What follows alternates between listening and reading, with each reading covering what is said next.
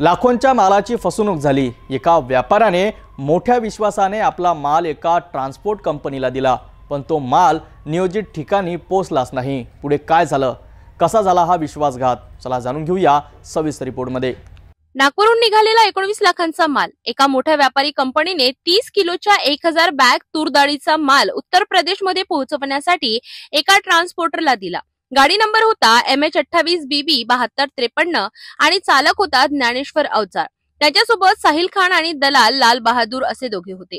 23 August 2025 रोजी सकाळी 11 वाजता हा माल घेऊन गाडी निघाली, पण नियोजित ठिकाणी पोहोचण्याऐवजी ती गाडी इंदोरमध्ये सापडली। विश्वासघात झाला। ज्या 3 लोकांवर माल पोहोचवण्याची जबाबदारी होती ते इंदोरमधून पळून गेले होते।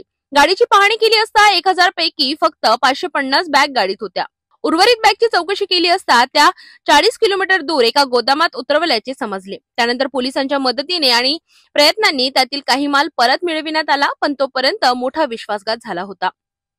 तपासणी केली असता एकूण 106 तूर बॅग डाळ गायब झाल्या होत्या, ज्याची किंमत 2,06,000 रुपये होती।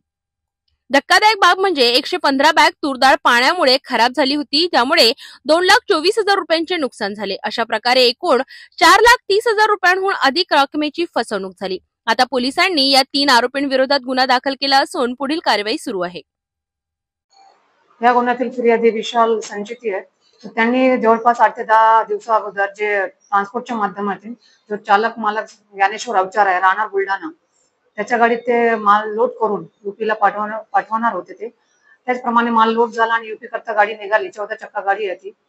त्यामध्ये जवळपास 1000 तूरचे डाळीचे कट्टे होते। त्यांनी इंदोरमध्येच गाडी थांबवली आणि त्यातला बरेचसा माल त्यांनी तिथं विकलेला आहे। आणि जेव्हा मिल मालकाला माहीत पडला, त्यांनी आपले लोक तिथे पाठवले। त्याप्रमाणे जेव्हा ट्रक वापस आला तर तिथून जवळपास 106 कट्टेची चोरी आहे आणि 115 कट्टे ते खराब झालेले आहे। यातून एकूण त्यांनी 19,50,000चा माल पाठवला, तर जवळपास त्यांच्या 4,30,000च्या मालाचं नुकसान झालेलं आहे।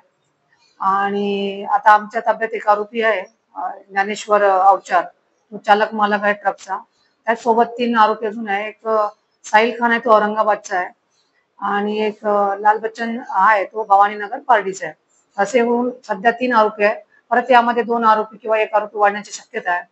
आणि हे पूर्ण कारवाईला जे मार्गदर्शन केले ते माननीय CP doctor Ravindra Singal sir, joint CP Shri Naveen Chandra Reddy sir, आणि उत्तर प्रभागचे प्रमुख श्री दाभाडे सर, फनफाळचे प्रमुख श्री कदम सर, आणि कामठी विभागाचे जे ACP खेडकर सर, यांच्या मार्गदर्शनात ही संपूर्ण टीम, DBचे जे प्रमुख आहेत श्री अरविंद कोलारे व त्यांच्या टीमने यामध्ये तपास केलेला आहे। इंट्रोगेशन मध्ये असं आलं की आरोपी हा फर्स्ट टाइमच आहे, तो चालक मालक आहे। त्याला काही लालचीच्या ठिकाणी म्हणून हे केलं की आपण असं विकलं तर आपल्याला जास्त फायदा होईल, याच लोभापोटी त्यांनी हे कृत्य केलेलं आहे। यापूर्वी आरोपीवर कुठलेही गुन्हे दिसत नाही आहे आणि याच्यात जवळपास भरपूर माल आमच्या जप्त होईल। ट्रक आहे, त्यात जवळपास 30 लाखाचा आहे आणि चोरीचा माल आहे ते आम्ही जप्त करणार आहोत। एक मोठ्या फसवणुकीचा पर्दाफाश। या घटनेवरून हे सिद्ध होतं की कोणत्याही व्यवहारात विश्वास ठेवताना खूप काळजी घ्यायला हवी।